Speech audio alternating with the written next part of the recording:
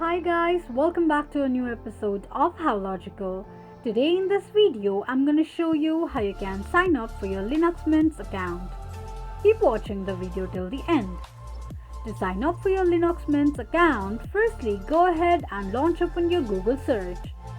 On the search box at the top, type in community.linuxmint.com and make a search. It will take you to the official page of Linux Mint. Tap on three lines at the top left corner of the screen and click on Sign In. You will end up in the Sign In page of Linux Mint's account. Click on Sign Up option at the top right corner of the page. Now, to sign up for your account, enter your username and email address. Create a password for your Linux Mint's account. Confirm your password by re-entering it, enter your registration code, and finally tap on Sign Up. This is how you can sign up for your Linux Mint account quickly and easily, just in few steps.